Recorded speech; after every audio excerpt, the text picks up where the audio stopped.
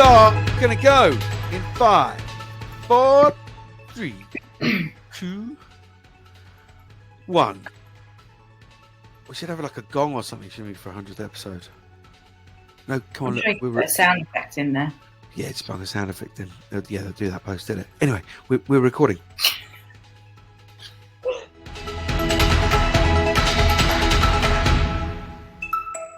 Hello, and a very, very special warm welcome to the Women's Rugby Pod. 100th regular episode, and, well, we're all here. Rachel Burford, World Cup winner, leg end, and current England captain Sarah Hunter, leg end as well. Ladies, how are we? How are you, Sunter? Not particularly about life in purple, but outside of life in purple. How's things with you? We're going to hear from Sarah Beanie / Rachel Burford in a minute with her renovation stories. But how are you? How's things with you? Yeah, really good. I'm actually really jealous of Burf's renovations, as we were in the process of buying a house until last Thursday when we'd signed the contracts. Just hadn't exchanged and they pulled out. So, yeah. Second time it's happened in the last year. So yeah, I'd actually drawn my renovation plans out in my inspired grand designs way. So now they've had to be ripped up and thrown in the bin. Never mind though. We're all good apart from that. Everything happens for a reason. So it was obviously not meant to be. I'm a big believer that in house buying and property buying. If it's meant to be, it's meant to be. It's clearly meant to be over with you, Berth. But when will it be completely be? Well, it was meant to be Christmas 2021, but I think they didn't tell us the year. So maybe they meant 2022. As good as it is horrendous to live with. So, Sinta, I think you got to swerve. You swerved a good one there, especially with what you got coming up this year. Yeah, I probably didn't need extra renovations to go with, but do look on for inspiration from what you are doing. So yeah, maybe it'll come and help when finally do get something to not mess around with. Yeah, good fun. How's Mocha? She's all right. She's sleeping, feeling sorry for herself every now and then. So she punctured her eye in the woods on Friday. Really literally I've just picked them up as well because I've been away. Went to take them to the woods, came home, and her eye looked like it was like falling out and it was awful. Really bad, really distressing. But she is okay now. She's milking it. Ugh, it's maybe all funny. Eyes and things. Ugh. Yeah. There's certain areas, aren't there? Yeah, just don't go. Anyway, we are coming at you, as I say, for the 100th regular episode, sort of midweek episode. Yeah, we've done some lockdown specials and that kind of stuff. But, 100th episode today. And we thought we'd just celebrate and just mark that occasion by just having a little look back at some of our favourite moments and that kind of stuff. And been told... the crew behind have been very sneaky and got a couple of messages from a few bods. So, yes, we will bring those up later on. But look, there's loads and loads of rugby to get stuck into. Some sevens out in Spain. The Prem 15s is back at the weekend, of course. Both of you with victories. We've got Nandi with all the international news. So that's all coming up on the pod. Let's get into it then. Berth, you only Harry half job, did Malaga sevens, and then whizzed back home just to play or something. We're not that important, but we were in Seville at the weekend. You guys catch any of the sevens? Fairly historic event for quite a few teams. Yeah, no, I did manage to catch quite a bit of it.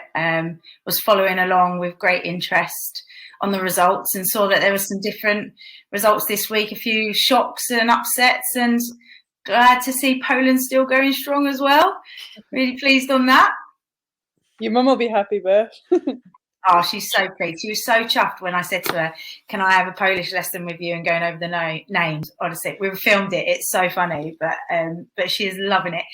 And then she tried to force me to take this massive book, which was translation of English into Polish. And I was like, maybe another time, Mum. She's like, no, take it. Oh, bless her. On the field centre, who were you impressed with? I know you was caught a bit of it, yeah. following England, as you do. Obviously, might be a different number, but still very proud of our English girls, and especially obviously having some club players out there. But I thought Meg Jones again was like outstanding, really. I guess Abby Brown's like the heart of that team. Like, she's just relentless. I feel like every time I watch the game, she'd do like a full 14 minutes, and like, I'm not a sevens player by any stretch of the imagination, but from what everyone's told me, to be able to do that like game after game is pretty impressive. So to have those two as sort of lead and inspiring their team, there's no wonder why over a short space of time they've like really progressed, and there's some really exciting talent out there. I was blown away by Heather Cowell's try, like the way she like took it and opened up and beat the defender on the outside. I was just like, that's something that like it's natural ability, isn't it? That you think, oh, there's no way to go down there and a little bit of a step in and put the afterburners on, and she scores like that amazing try. So yeah, they've got some real promising players, and it's really exciting to see where that group can go now that they've sort of got a program again. Yeah. No, they're literally like days together. That's all so far. And as you say, it's a young squad. And I caught up with Big Red James Rodwell, and there's as you say, a huge amount of raw talent there. And one day he said, we just want them to back themselves and just go for it a bit more. And actually, the next day they were superb. And it's it's that mental side of it. You've been out there, you played at Birth, but that they will only get mentally stronger, like the likes of Australia, who've got 3-4 of those key players, and Shana Williams and Caslick and Demi Hayes and all the rest of it, that just knit the youngsters together. And England, you mentioned Meg Jones and Abby Brown. Those are the kind of the experienced players in there trying to knit all of the squad together. So it will come, don't you think, Beth? Yeah, I think you've got to give them some more time. The fact that they, you look at week one, didn't go particularly their way, and then how they managed to turn that around in 4 days. Let's remember that it's only 4 days between the tournaments, to then play and then to turn some really tough fixtures into going their way. I think Ellie Boatman was unbelievable. I've not seen her perform like that. And I think that must be from that messaging of James Rodwell, just go for it. I mean, how many people take on Naya Tapper and leave her for dead? And Ellie Boatman was like, I could feel her on my heels. I was like, she wasn't. You done her. You absolutely done her on the outside. And little moments like that just gives you the edge next time. And so just building on all those little parts that worked well, the Heather Cow backing herself to go down an alley where there's two defenders, all of those start to mount up into, being more confident, continuing to have a go and an opportunity, just taking them. So it's exciting to where they can go, and they've got so much more growth and so much more time to get better. But yeah, I was, really pleased that they come away with a medal, because they really did deserve it this weekend. Yeah, I couldn't agree more. We're being a little slightly one-eyed here. Well, it's probably natural with England and whatever in the camp. Ireland, that was unbelievable. Class. Their first ever final, and boy, didn't they deserve it. I thought they were just absolutely outstanding, and there's been plenty of shadowy, dark things to report from over in Ireland of late. But it was I felt a performance, and you could sense it out there. Did an interview with Emily Murphy-Crowe, and she's talking about heart and all the rest of it. And it was just a performance forged in a huge amount of spirit and heart. Yeah, I was impressed with them week one, and they probably were just a bit inconsistent in Malaga, but then in Sevilla, every game they raised their game. They were really clinical, and they just, like you say, you could sense it, that they had something, that there was just, they weren't going to let this opportunity go again. They've been there a few times before and thought, no, we're not letting this slip through.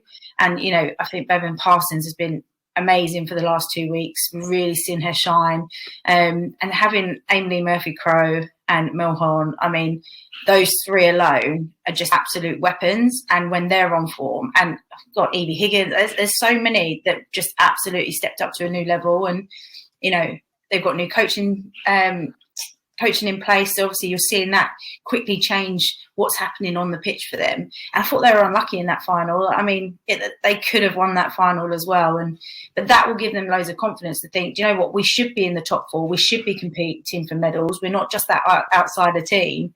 But I think overall, like, how exciting. We saw 5 different teams with medals over 2 weeks, and you still got Fiji and New Zealand come back into that. I mean, that's a really exciting prospect to where the rest of the series is going to go. Let's get into the details of it then. Yes, Ireland narrowly defeated 17-12 in the final by Australia. Australia pick up their 3rd goal of the series. Of course, double Dubai gold, and then obviously gold in Sevilla. But yeah, unbelievable. Congratulations to Ireland. Absolutely superb. England got their first medal of the 7 teams, claiming bronze 1912 over the USA. I was out there talking a little bit of rubbish on the microphone, and I was lucky enough to pop down pitch side and catch up with Shani Williams literally minutes after winning that final. Well, sat here watching the men's final, Australia against South Africa. Australia have just clinched gold. One of the main ladies in green and gold. Shani Williams joins me now. It's fresh off the final. The emotions right now, Shani. Yeah, just ecstatic.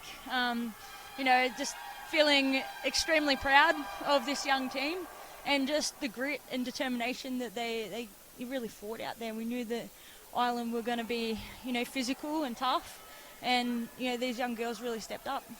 Yeah, absolutely. That's 3rd gold this series. You weren't around when they didn't win gold, so it's just the Shani Williams effect, yeah? I don't know about that, Johnny. I just love playing footy, and when we get the opportunity to play footy, and it's really tough at the moment with COVID and things happening, and New Zealand's not here, Fiji's not here, so really feeling for those girls in those countries that aren't being able to play some footy, and just really loving being out there, mate. You watch around the place, and obviously involved with watching the men's and the women's and what have you. It seems to be an incredibly brilliant team ethos at the moment across the board. You really get that sense of that. That's obviously there, and where these performances are coming from. Yeah, well, I guess Rugby Australia needed a bit more of a revamp. Rugby is competing against a lot of other sports in Australia. We've got AFL, soccer, cricket, all those other sports that you have really great athletes that you probably lose to this amazing game. So, we had to really unite, and you can see the jerseys that we're wearing. The gold jersey, this old 97 World Cup jersey from the Wallabies. So the Wallabies have it, the Wallaroos have it, and then us Sevens guys have it. So that's about being united. And when you find that people have a purpose and they're wanted, you definitely get a lot of good footy out of people when they feel like they're not just footy players. As ever, an outstanding answer. You speak so brilliantly. You're an unbelievable ambassador for the game. 38th tournament, record-breaking stuff. Another gold medal. Go and enjoy the men's final. Thanks so much for joining us. Thanks, Tony. Really appreciate it, mate. Great to hear from Shani. I think we've got a little message from her later on with a sneaky crew behind her backs. Let's talk slightly closer to home then, ladies. I wanted to get your thoughts on, of course, what was the big news last week with TikTok being announced as the title partner, not sponsor, partner of the Women's Six Nations and the Autumn Series. As a player, right at the fulcrum, right on the top table, Sunta, how's that news settled with you? Yeah, I think it's great to finally have, a standalone title partner for the women's game, and I think it's something we've been crying out for years. We've almost just been an add-on to sponsors beforehand, so to actually have the TikTok Women's Six Nations as something that's our own, and I think is really promising of where the game's going and where it can go in the future. And I think it's probably quite a smart move in terms of how we want to spread the audience of the game to younger girls, and the age profile of the TikTok users is certainly something to obviously a strength that will benefit from. And I think and also social media and how things go viral, if we're on there like on a weekly basis throughout the Six Nations and build up to Six Nations and how things can go from there. I think it's probably a really smart piece of work that's been done. However, it does stress me out a little bit that it's TikTok. Not having a TikTok account, as you can probably imagine, and seeing like the younger girls and what they do on there in terms of like, I mean, you look at Jess Breach, Zoe Harrison, there, Ellie Kildun, they're all over TikTok and they love it. And you see them practicing the little dance routines and all those sorts of things. I'm like, I hope nobody expects me to start doing them, because that would be probably quite entertaining for a lot of people, but my worst nightmare, if I'm quite honest. I reckon it'll be how not to do it. Yeah, would be your ones.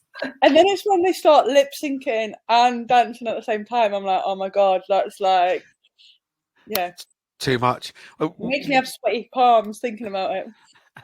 Rocky's dived in. I mean, if Rocky can get involved in the Barbarians dances, there's no excuse, isn't there? Yeah.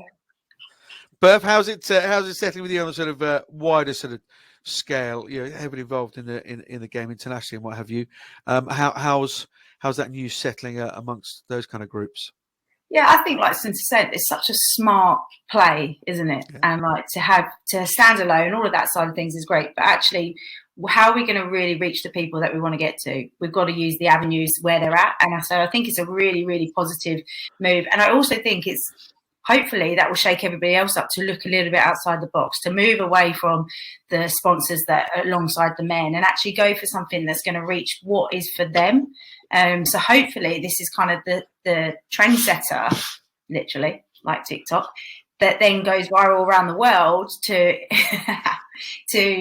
enhance and hopefully get more unions and even clubs and all those kind of things to actually go, right, well, what can we do that's different, unique to us, and is a niche to then grow the game or to bring in more revenue, etc. So I think it's a really smart move.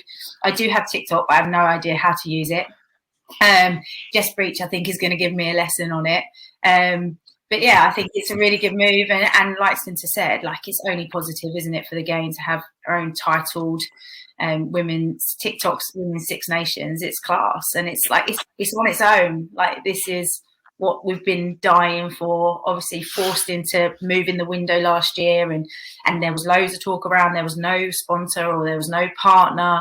And so they are listening and they are moving. And again, that's another massive positive and a great step. So yeah, I'm excited to see how it turns out. I'm enjoying seeing everybody jump on the bandwagon, like you say, Johnny, and seeing what material they're coming up with, or if it's all copycat stuff. But yeah, I saw Mario Toji, he's just joined and he's already got 10,000 followers. So I hope that also happens for the women as well.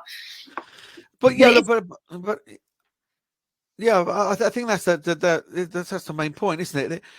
The conversation's rattling around, in Sevilla. People are talking about it, and wow, isn't that unbelievable that a company like that? And we don't know, and we never will know the details of the money and what's ring fenced for the women, because it is a partnership across into the men as well. But I think, and I'm not being apologetic here, that aren't we grateful that the women's game's got it? But companies have to, commercially it has to be viable as well. And if they need a bit of a foothold amongst the men as well, then fair enough. But it's getting the conversation going. And as you say, Beth, wow, TikTok involved, then perhaps we need to be sponsoring this, we need to be sponsoring that. Oh, well, I want to get involved as a brand, because that's the level it is at now. And low betide that people complaining, because actually the last 2-3 years it hasn't been there, and it's massively positive. So, and I also think, Johnny, for so long we're always looking at other sports going, oh, we should maybe do that and we should think about, and I think this time other sports going, hey, cool, we missed a trick there. And now you get that kind of, like you just said, oh, what are we missing out on? We should be involved in that if they're doing it. Imagine what presence we can have when things go viral and they're on there. So, I think for once, women's rugby, people are looking in going, we missed a trick there. We should have thought of that. Now we're going to try and get on the bandwagon. We've said for a while, haven't we? It's going to take one brave sort of commercial partner, and it's not a bank, and it's not an alcohol brand, which is where we normally go, and it's different. And fair play to the Six Nations. We've given them some stick, justifiably in the past, but keeping the separate window, they didn't have to. Keeping the Super Saturday, didn't have to, and that's different from the men. And actually, we're beginning to realise that the women's game needs a different approach because it's a different product. But it's this has put us hopefully into a different place, and the official timer as well. Bertling, Breitling. yeah, them as well. That conversation is going to go well later in the week. Breitling, official timekeeper, but again, it's a massive, massive brand. And you see these watch companies with, whether it be Djokovic or Messi or whatever, wearing their watches and what have you. And again, it's that's men and women, and I think that's it's very, very positive. So we're all okay to have a nice new watch. Yeah, you sorted out for us, John. Yeah. Okay. Well, Breitling, you heard it. Breitling, you heard it here first. With your name right. Hello, you lovely people. I'm Shauna Brown, and you're listening to Women's Rugby Pod. Ladies, let's get into some Prem 15s then. Sticking domestically, good wins for you both at the weekend. Well, let's talk about the weekend first. We'll have a look at next weekend, do some predictions, and then just generally just the state of play as we're now in the final furlong of the season, 6 or 7 games left. But since another needed win. Yeah, definitely. I think start to look at the table, and after the start we had, we can't really afford to slip up. So. Not saying every game's a must-win game, but we can't afford to lose many, many more. And I think probably what makes it still possible is that you sort of see that top 7. Everyone seems to be beating everyone, or as we saw at the weekend, drawing and stuff like that. So I think that whereas years gone by, you probably get to this stage and be like, oh, well, the top 4 is done and dusted. Whereas I think there's still a real window of opportunity for probably from 7th place up to still fight it out for that 4th place probably, and then I guess the top 4 are playing out for those home semi-finals. So it's really exciting that, like you say, what was maybe 6 rounds left to go, and it's not decided. And I think it will come down to the last few games of the season, especially when you look at some of the fixtures towards the end of the season and regular time about. Some of those top teams playing each other as well. It could come and be very interesting, to say the least. Very interesting. 100%. And good win for you, Berth, against Gloucester. Yeah, it was. I think we were a little bit nervy going into that game just because of the run that Gloucester have had. They've been almost beating a lot of teams in that kind of top 7, as Cindy's saying, then beating Exeter. All those mind games that go on. They beat Exeter, we lose to Exeter. And so, but yeah, look, we had a really disruptive week as well. We lost quite a few players late, and obviously trying to come back from that defeat against Exeter. So I was really pleased with the result that we produced against a really quality side. So yeah, it kind of kicked us back on. But like Heston said, the fixtures that are coming up, there's some really important games for a lot of teams. And us being this week is one of those. Indeed, it is. Let's go through those results then. Just to put it into details: Harlequins 26, Gloucester 12, Loughborough Lightning 58, DMP 5. Let's move on to the other games that you weren't involved in then. Sale Sharks 5, Bristol Bears 36. You're up there on the microphone, Berth. What did you make of Sale and Bristol? I think Bristol turn a corner back. Yeah, I mean, they obviously came back out at second half, and I think their whole idea was first half really run them around, really tire them out, and then make sure that they take their opportunities in the second half, which they did really well. And I think for Sale, it was just, I saw Kate McKean after, and they got themselves into some incredible MBE. Sorry. Yeah. NBA. Incredible positions and opportunities to really take it to Bristol. But, the pressure from Bristol just kind of fell, consistently. Every time Sale ended up in their 22, they forced an error, forced a turnover. A line out was a big area that let them down. A couple of, if they took a couple of opportunities in that second half, it would have been a closer game. And the tries that Bristol scored, they were really well drilled tries, like especially the ones from the set piece and Sarah Burns' magical run through the middle of everybody. But yeah, I think definitely probably a frustrated first half for Bristol. A lot of errors, but that was Sale forced that on you. I mean, since you had played them as well, and we played them, their first half is always brilliant, but their message was it doesn't matter what you do in the first half, we've got to back it up in the second half. And so yeah, I think there'd be a lot for Sale that they would look back and go, we missed a lot of opportunities and we had chances there, and they'd be disappointed that they missed those. Yeah, but I'd completely agree with that. I mean, I watched the game and Sale got themselves into some really great positions, and you just think if they could have converted them, then it would have made the game so different. And then you're asking Bristol to potentially be in a position where they haven't been too often this season, and maybe coming from behind or having a lot of pressure on them. And yeah, I just felt for Sale, if they could, like you say, convert them or come out second half and yeah, just a few different decisions at times. And we've seen them progress over the season. I mean, for me personally, I'm hoping that they don't convert those chances on Saturday, because we've got them. But going up to Sale is a really tough place to go. Like, we went there with the cup in the autumn internationals and lost there to them. So under no illusion that it's a really difficult place, especially when they keep progressing. That, like you say, if they can put in a good second half performance, then it's almost waiting for them to get that victory against one of the more established teams that they'll get. Nicely put.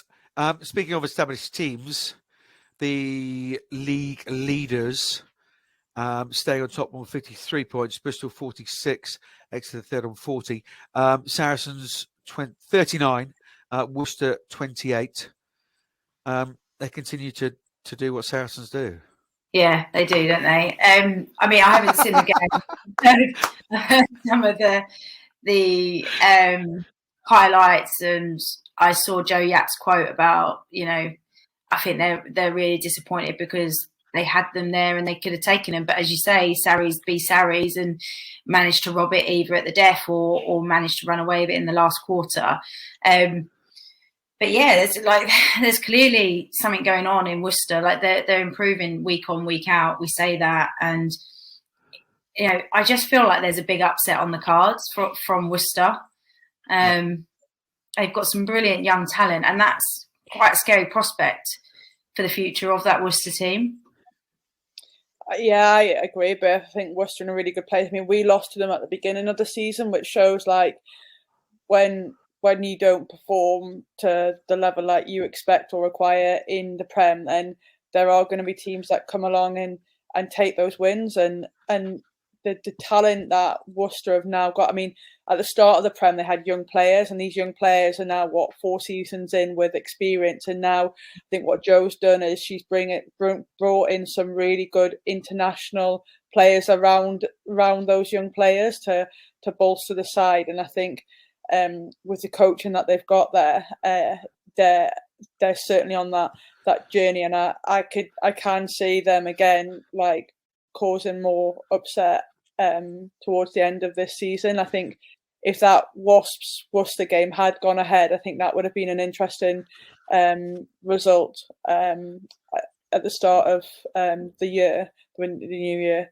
But unfortunately it didn't. But I think it's just sort of the writings on the walls, I think, in terms of them producing a really, really great game that sort of probably beats one of those sort of top 6 sides. Yeah, just to clarify, game didn't go ahead because there weren't correct medical services, i.e. an ambulance at Worcester. That's now gone and been arbitrated on, and Wasps get the full 5 points, but no further sanctions to Worcester. But I agree. I think it's still too young right now, and I think they probably won't get to that top 4, but they may well affect who isn't going to get in that top 4. And I think in the next couple of years, I think, all in agreement. Isn't that lovely on our ton? They're all agreeing that Worcester are going to be great in the next few years. So that's fabulous. The only other result was Exeter 15, Wasps 15. Claire Malloy in the centres. Yeah, we played Wasps the week before, and Malloy was in the centres, and it was a real surprise. Not a surprise. I spoke to her before the game, and I was like, "Oh, you got a new position?" And obviously, playing with her at Bristol, I think she'd played a few times in Bristol, but literally, I think one of her first involvements was a kick. We kicked to them. She caught it in the 22 and booted it 50 metres down the pitch as a clearance kick. And I'm like, this is from your 7. But she was good that day. And by all accounts, she was really good for them on Saturday against Exeter. Yeah, they got a lot of players missing for. Let's probably not go into the reasons why. They got 7 players. Abby Burton, Eddie Boatman, Meg Jones. Karis Williams has come back up to you guys at Loughborough. There's a few injuries, Ireland caps, this kind of stuff. Missed them out, apologies. But yeah, you've got to shape your squad to the rigours of the season and what it's like. I know there's a COVID situation, but that all into account, that's a pretty decent result against a tough exercise down there, Berth. Yeah, it's huge. I think if you used to put team sheets next to one another, you would be expecting that to be a result towards Exeter, and considering where their form has been. But Giselle manages to get them to have this kind of self-belief and this kind of warrior mentality to fight for everything. And, sticking one of your best tacklers and jacklers and workhorses in the middle of all those players is a really smart move. I mean, she's often putting back rowers in the centres, whether it's Abby Burton or putting her at fullback. So yeah, I think really impressive. I think Giselle also mentioned that, it was a real 80-minute performance from them. So they didn't then drop off tail end. You look at the game against you guys, Sunta, probably first half, you didn't expect to see that end result. And so I think, they'll be really pleased with that. And they're still in the hunt. They're still on the fight. And like you say, they've got a lot of talent to come back into the side. Also, Amy Wilson-Hardy, she's, a big player for them. Meg Jones, Claudia, they've got Harriet Miller-Mills. They had so many players not playing. And then to put in a result like that, I think that will just make them grow and be like, we're on. We can still beat any team on the day. And fair play to Flo Williams. She doesn't get many plaudits or many opportunities, because when you've got Meg Jones in your team, she's often the one who's going to be in the team. And to draw the game with that kick, it's brilliant for her as an individual, but also to say to Giselle, look, you can trust me. Yeah, couldn't agree more. You talk about that chasing pack. Of course, you're in that berth. Harlequins 4th on 40, same as Exeter. What's your points difference? Yeah, points difference is a bit different. Waston 5th, 34. Then Gloucester Harbour 33. Loughborough Lightning 31. So yeah, it's getting tight, and it's going to be very, very interesting. So, who's your top 4 going to be? It's prediction time. Who's your top 4 going to be? For the top 4? Oh, wow. Yeah. You didn't say about this, Johnny. I haven't given any thought. I'll help you. Harlequins. Here's one. Should we all go Saris? Well, yeah, Saris. What are Bristol on? And I'm a visual person. I need to see this. Bless you. 53 Saris. Bristol 46 on 12. Harlequins have only played 11 on 40. Chiefs 40 played 12. Then Wasps 34. Gloucester 33. Loughborough 31. You're going to say Loughborough, aren't you? So there's 2. Saracens, Bristol, Harlequins, Lightning. I think he's purely saying that just to be nice to you as well, Perth. No, they've got a game in hand, haven't they, though? They have got a game in hand. Yeah, we have. So yeah, they would go third. Berth, Quins, check. Yeah. Do you know what I'm going to say? The same as Sunter. Wow, good stuff. Well, good at well. That's your I back opinion. them. Magic. You've got a few, Back you've in got a centre. few signings. You've got some good player called Emily Scarrett's come back. So Beautiful. A lot of love flying around on the pod here today. Your next game is Sharks away at the weekend, Sunta. Johnny, you didn't give us your top four. All right. Nice. Nice. I am going to go Saracens. I think Bristol got enough points. I think they will be there. It would be stupid to write off the champions who have a game in hand. So that's Harlequins. Would you ever speak to me again, Sunta? Of course I will. I don't know. I just think there's something about Exeter. And it's not an easy place to go and play. And they're 9 points ahead of you in the same amount of games. I think 9 points is too much to make up. I can't write Gloucester Hartpury either. I'm going to go Exeter. Should we find that boot game? Leon. I like Devon. Moving swiftly on. Let's do some more predictions this weekend. Bristol Bears against Worcester. 12 o'clock Saturday. Home win. Who's at home? Bristol, Worcester. Bristol. You don't say the home. I don't know. I think Worcester will look at they could take them. And I think they'll take all the confidence from that Sarries game. There could be an upset. But you're going to go Bristol.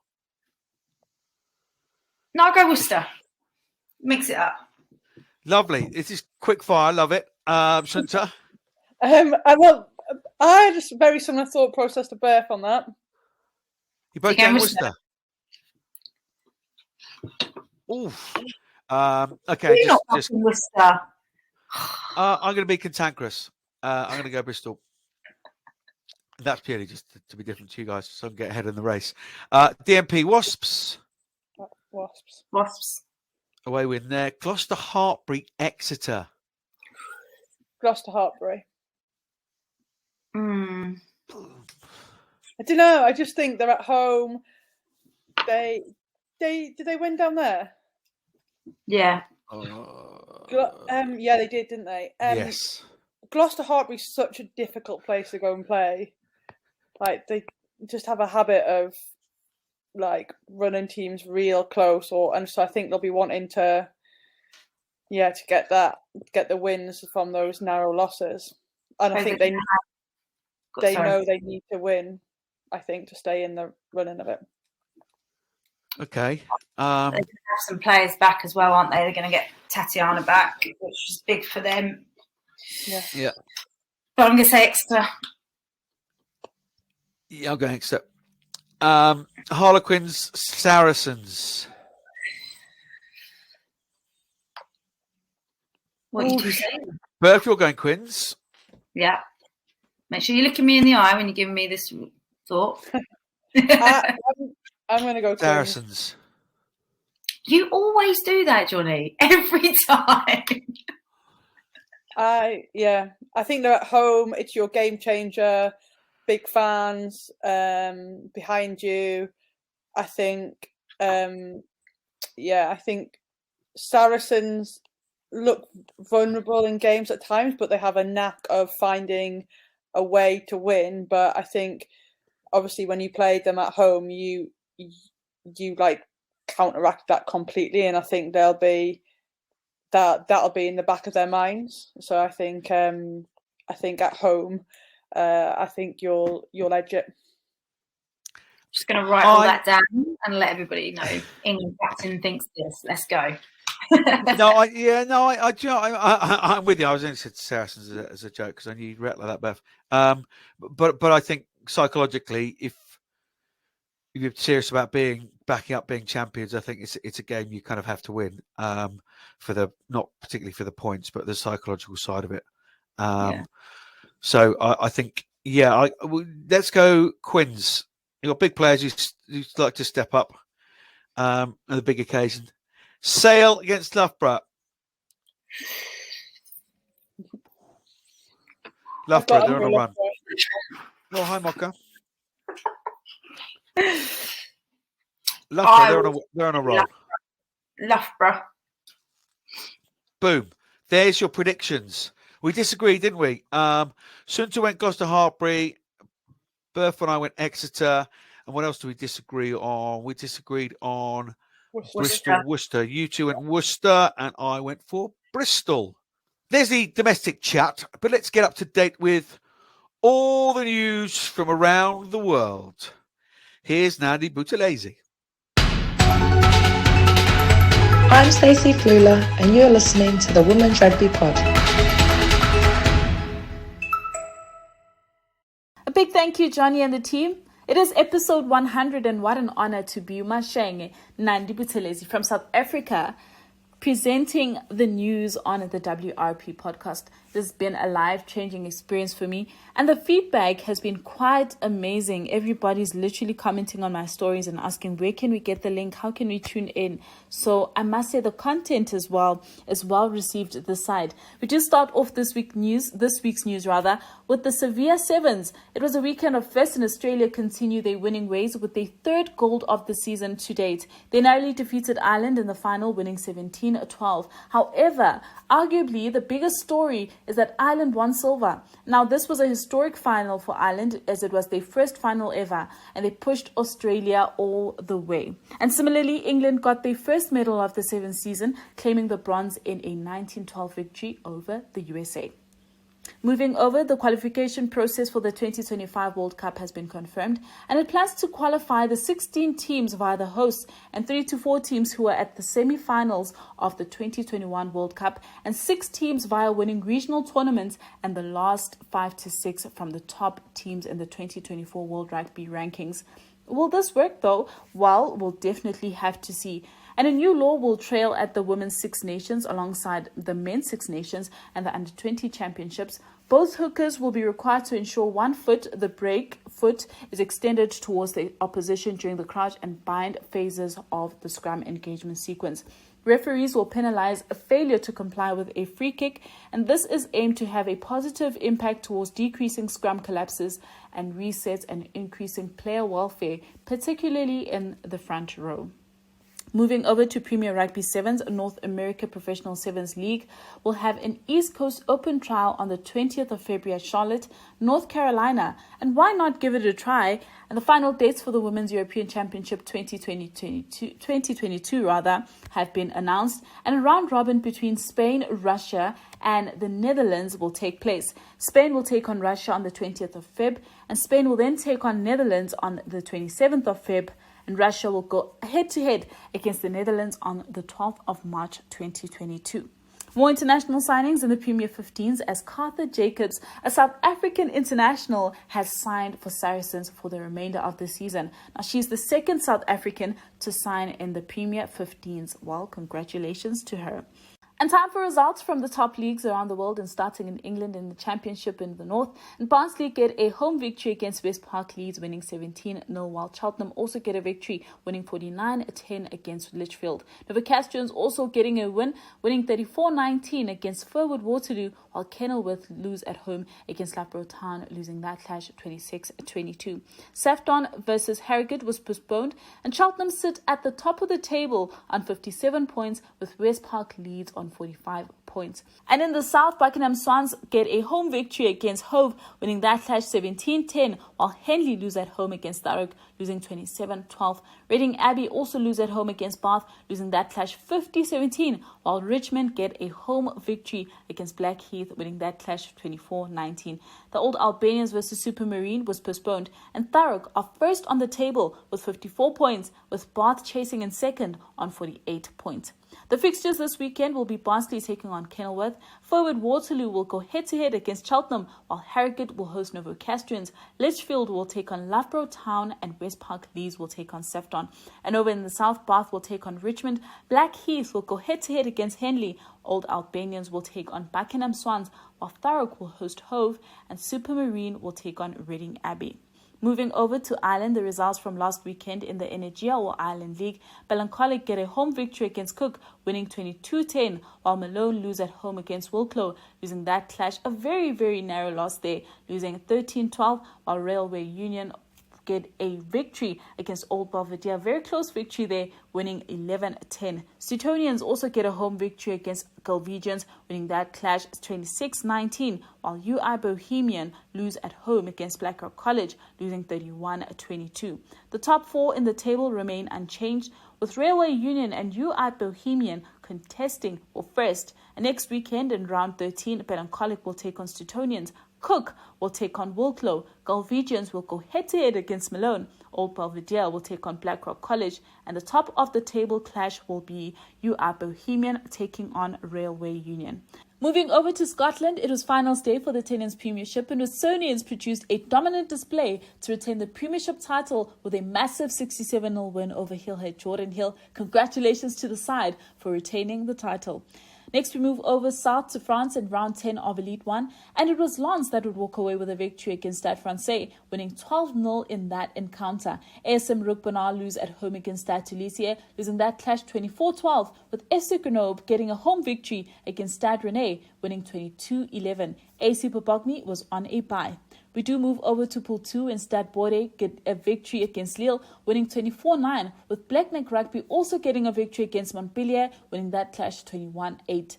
AS Béarnais not managing to get any points on the scoreboard this week, and Lyon would walk away with a 25-0 victory in that clash. Chile Mazarin was on a bye. So Stade Toulouse are top of Pool 1 on 39 points, with ASM Roquebenard in second on 24 points, and Stade Bordeaux tops Pool 2 on 38 points, with Montpellier coming in second on 35 points. The Elite 1 does go on a break, but it does resume on the 20th of February 2022. And finally, landing in Spain, round 11 of the Liga Iberdrola, and it was Grata Residencia that would walk away with a massive 73-7 victory against Sanses Crum. Olímpico Topozelo drew 31-all against Majadonda. Eibar and Cotivo Cocos also drew 12-all, and Complutense Cisneros versus San Cuga was postponed until the 19th of February 2022. That's all from me, Johnny. Happy 100 WRP. See you next week. I'm Jill Burns, and you're listening to the wonderful Women's Rugby Pod. Nadie, thank you very much for all that news. Just leaves us a little chat, and we're not people, and this never was meant to be like this, to look inwards rather than outwards all the time. But it is our 100th episode, and from the heady days of the above a garage, with a couple of microphones and sticking stuff together, and me editing really, really poorly, to slightly more polished production that we have now. It's been a fun journey so far, Berth. Yeah, it's been a bit mental, hasn't it? If you think of that first session above the garage, face to face. I mean, we used to have like 3 interviews a week, and then lockdown happened, then we went virtually. More people have come involved. It's been really, really epic. And I don't think we really realise how much our listeners love it until you start hearing people say thank you so much and get it in touch. And that's the whole point of us doing it, and really sticking true to that. As if it's at 100, like that's mental that we've managed to survive, and you haven't managed to kill me there's been a few occasions when probably you wanted to. But yeah, no, it's incredible. And no idea what you're talking about.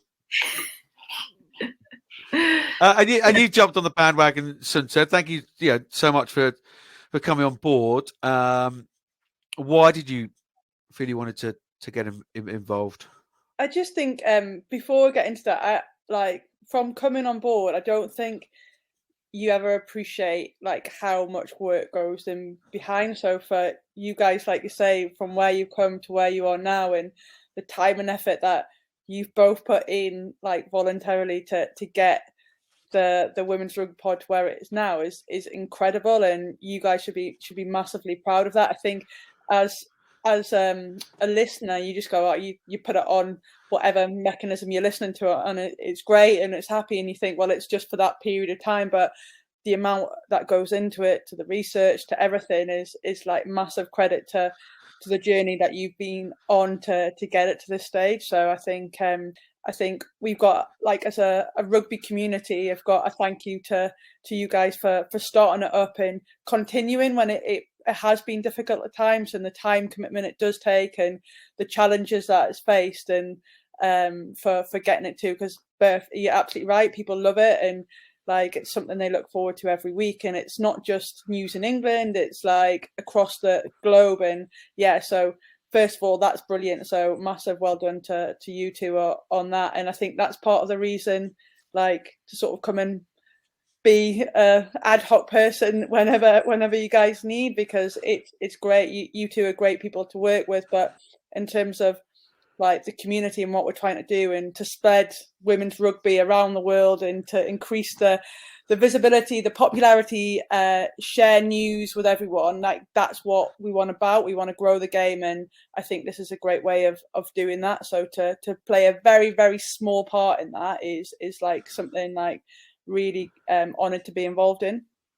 Oh, it's very kind of you to say, and I think that was always the premise, was that there wasn't anything in the space literally around the world, and exclusively global women's rugby arguably was still the only one doing that. And yeah, we don't have a massive production team behind us, and it's not as polished as it could be. The potential, should we get a partnership, a sponsorship, whatever, to actually push it a little bit further, would be amazing. But I think we all listen to podcasts, I'm guessing, and rugby podcasts. You go to rugby podcasts for different reasons, and for me, the BBC one, the guys do, it's there every single week. You know what you're going to get, and you're going to get everything all in one chunk. And something Lisa Burgess said to me, said, I don't have time to read article after article after article. I just turn your podcast on. I know what's going on in the game of women's rugby from around the world, and it's done and it's dusted, and half an hour, whatever it is, and that's exactly what we want it to be. And that's why at times it's a hell of a struggle to get a weekly episode out, but that's what we stuck to, and hopefully that's what we do for people. It's just a regular, very, very trusted resource of women's rugby, and there's no greater compliment, because not lots of other people, but other people are copying, certainly our guest list and that kind of stuff, stuff we've done months and months ago, are being copied and what have you. So it's been great fun. I just wanted to say in tandem, and all roads are bumpy, aren't they? But it's been bloody good fun, and I appreciate your support on lots of different levels for being in our branded tops together this morning. It's something we should be incredibly proud of, and thank you very much to you as well, Susan, for coming on board. What an honour our way that the current England captain wants to be involved, but also just constant supporters, Scrum Keynes, Ali Donnelly, always sharing our stuff. Sarah Orchard, they understand the role we're trying to play. Max at Women's Sports Data, PHG Sports, Fee Stockley, Wendy at Your Scrum Half Connection, all without a doubt every single week like and share, and that those are proper rugby ambassadors, women's rugby ambassadors themselves to do that. So thank you very much. While we're on thank yous, so it's a big long monologue, isn't it? But it's not all put together by Berth and I. Jez and Luke in the early days. Mo's done a couple of presenting slots. Rugby Nut early on, Jenny and Harry, and then the team around us at the moment, Bluebell and Tom and Sean. Really, really appreciate everything you do, guys. I'm fully aware I'm not the easiest person to work with at times, so appreciate it. But what you are a big part of what we do, and Nandy coming on, bringing a huge amount of energy. So, there's the thank yous over and done with. Have there been any favourite moments in the last 100, Berth, or any guests or chats or interviews? Too many to... Yeah. Well, I think, we're sort of, I don't know, I think 100, I'm going to say like 130 odd guests. Do you know what? I still think my favourite, and it might not even be included, but was the live. It was just so good to be in a room full of people and see how many people bought tickets to come and watch the pod. Like, there's one thing, like Cynthia said earlier, to just stick it on your Apple playlist or whatever and listen to it wherever you are. But to come out your way, to buy a ticket, to spend your evening with us, that was really special. And it was such a good night, So yeah, I reckon that's probably my favourite. There's too many guests to highlight one or two because they're always so brilliant. Yeah, could agree with you more. So, Jen, any particular episodes or shows you've been involved which stick in the mind more than others? I think one in particular, I think it was when you had, I was on as a guest, and I think Lindsay Pete, and there was someone else, but I think it was just listening to Lindsay Pete. Like, I didn't really know too much about her story in the depths, but just hearing like what she'd done and what she'd achieved in her career, I was thinking that's just like pretty incredible. I mean, generally international rugby players are international rugby players, but like what she'd done and what she's done in her career, like playing at 40 years old, I thought was it was pretty impressive. And like I, as a rugby fan, I just enjoyed listening to that and hearing about her story. Yeah, no, I remember you being particularly sort of taken by that at the time. Yeah, it was Six Nations special last year, I think, with Rona Lloyd and Lisa Burgess, and you kind of came on. I'm going to wade in with one. Yeah, just for me, actually the Welsh journey and Sian Lillicrap, and there's been lots of dark times in Welsh rugby, and the pain in her eyes of having her on the pod and interviewing her months ago to the elation now, and being able to a small part of telling that story was lovely. And Sarah Barmarjadi down in Syria, unbelievable when we had her on. She absolutely blew me away. And yeah, that sticks in the mind amongst the lives and others. But yeah, as you say, they've all been great fun, and we thoroughly enjoyed doing them. And I do think that the team have been a little bit sneaky and have got a couple of messages. Happy 100th episode to the Women's Rugby Pod. Thank you for providing a platform and being a voice for women's rugby. Johnny, Sarah and Berth, you are absolute legends in what you have created. Enjoy this milestone. Keep pushing the barriers and rising the ceiling for women's rugby. I'm so grateful that I was able to be one of your episodes out of this 100. Enjoy, guys. Johnny Hammond, it gives us great pleasure on Burns Night nonetheless for me to be here with these famous, fabulous women to say a huge big congratulations to you and Rachel Burford. Massive congratulations. Women's Rugby Pod, it's just fantastic. The 100th episode, may there be many more because they're absolutely wonderful. I've been on the webcast, as has Jocko, Nicola Ponsford here, legend, England performance director, now with World Rugby, Sarah Abbotton, Jenny Watkinson, England squad of yesteryear. And what's the most important thing is that we're all mates and we're away celebrating Burns Night in Austria together, 30 years after we used to play rugby together. So women's rugby is the best thing and you're doing a great job promoting it. So long may it last. Congratulations! Congratulations! Cheers, Johnny! Cheers, Johnny! Hey guys, it's Sian Lillicrap, 100 episodes. Wow, what an achievement. Love your podcast, love listening to it, and love joining you as a guest. So keep up the good work. Your coverage of women's rugby is super. So hopefully catch you soon. I'm Emily Scarrett, and you are listening to the Women's Rugby Pod.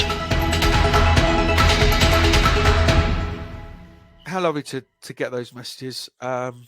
Yeah, very, very heartwarming from, wow, some proper legends. What gorgeous words from Shani Williams, Sian Lillicrap. I mean, yeah, proper legends of the game, and they think that highly of this of our little pod. And yeah, to hear from Jill Burns and Jock and Nikki Ponsford, well, they're clearly having a very, very good night somewhere on Burns Night. It does make it all worthwhile. Very, very heartwarming. Thank you very much for putting those together, the team behind, and for those people taking a moment or two to give us those. Really, really appreciate it. Let's finish, as we always do, with some shout-outs. Sunta, what do you got for us? So I've got 2 from Saracens first up.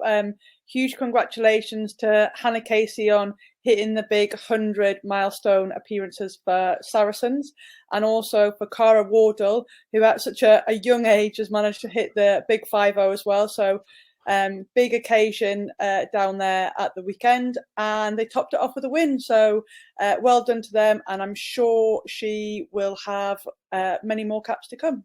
Yeah, same across the other side of London. We had 350 caps run out in Jess Breach, Lucy Packer, both still very, very young.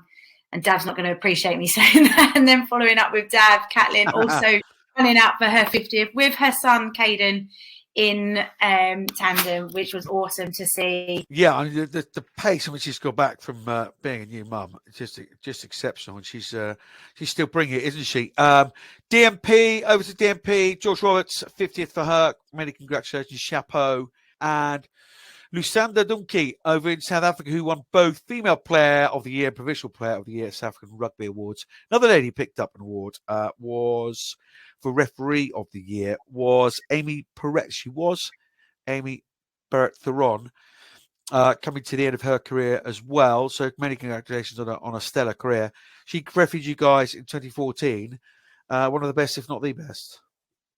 Yeah, absolutely. I think at the time it was all about the quality of women's refs coming through, and she certainly trailblazed that international scene, and she went on to a lot more success, and think she was first to referee in Super Rugby maybe, or That's certainly right, assist in a game anyway. So she's gone on to great things both in the men's and women's game, so has had an illustrious refereeing career. So wish her all the success in whatever she chooses next. There we are then. That's 100 done. Striked off, raising the bat and the helmet to the crowd. Ladies, once again, thank you so much. You, the listeners, if you didn't listen, we wouldn't make it. Well, we might do, but no, thank you very much for listening. Much, much appreciated. And we'll see you for 101 next week. And who knows, in 100 episodes time again. Sunta, Berth, take care. Go well at the weekend. Thanks, Johnny.